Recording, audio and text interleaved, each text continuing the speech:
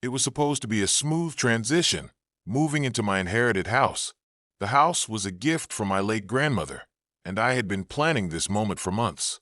Everything was set, movers scheduled, boxes packed, and a warm, nostalgic feeling as I drove up to the house I had once visited as a child. But as I pulled into the driveway, something unexpected happened. Karen, the notorious HOA neighbor, stepped out of her house with her hands on her hips, glaring at me.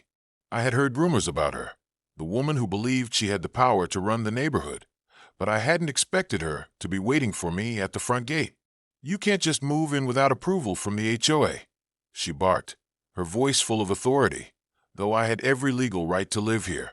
I was taken aback. "Excuse me," I asked, trying to hide my frustration. "This house is mine now.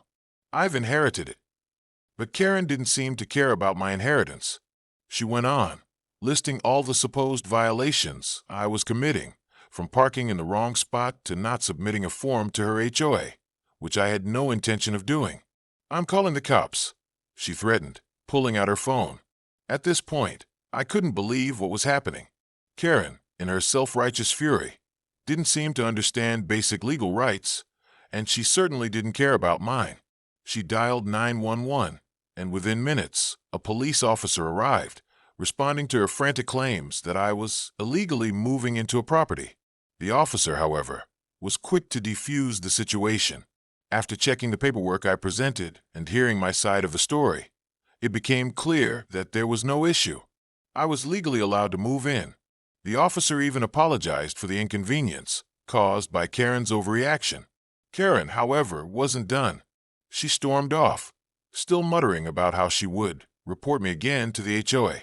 The whole ordeal was surreal.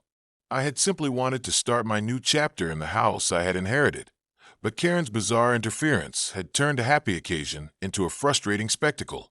Thankfully, the police officer's professionalism and my clear legal standing ensured that I could finally start unpacking and turning my new home into a place of peace and comfort, away from the chaos that Karen had tried to stir up.